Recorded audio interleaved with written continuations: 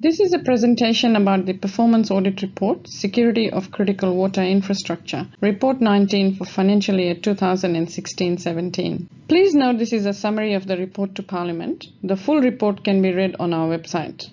Reported attacks on critical infrastructure through information technology is on the rise, and it is vital that water service providers identify and manage the associated risks. Attackers have previously targeted water control systems that impact public health and safety. These types of attacks have resulted in overflows of untreated sewage and shutdowns in the distribution of water. Entities cannot always prevent attackers from attempting to break into these systems, but they can strengthen their defenses with appropriate controls. They can also implement controls to detect and recover from security breaches. In this performance audit, we assessed whether the water control systems of a selection of entities responsible for water and wastewater services were secure. We also assessed whether the entities can respond and restore their water control systems in the event of a security breach. There is a wide policy platform for information security across the Australian government. Several entities play a role in setting guidelines and strategies for securing critical infrastructure and assisting critical infrastructure owners when a security breach occurs. These are CERT Australia, the Australian Signals Directorate, and the Australian and Queensland governments. Water service providers own the assets and are responsible for the security of these assets. Overall, the water control systems were not secure. All entities we audited were susceptible to security breaches or hacking attacks because of their weaknesses in the control environment.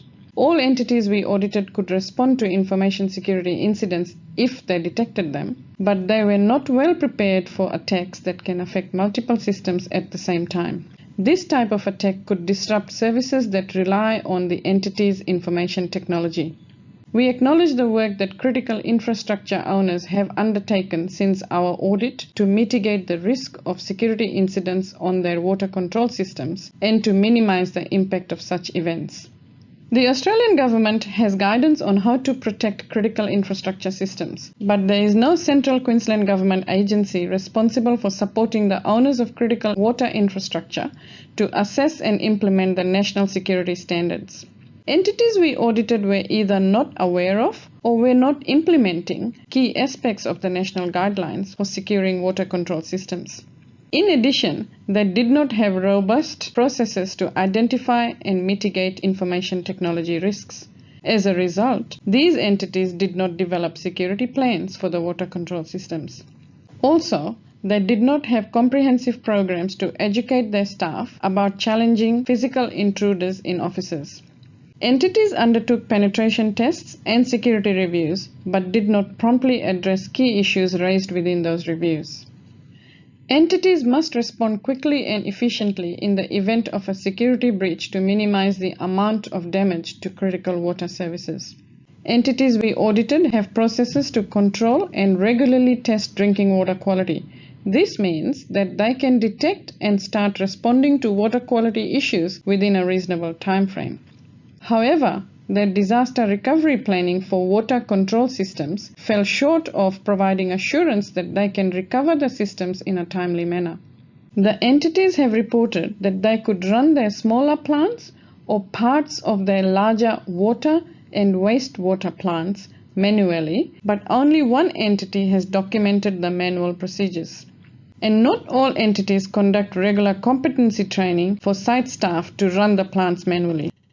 We recommend that the Department of Energy and Water Supply integrate information technology risks and cyber threats into the existing risk management framework for drinking water services and in the Queensland Water and Sewage Service Provider performance reports, and encourages owners of water control systems to use the national and international standards and guidelines that are available to design and implement security for water control systems.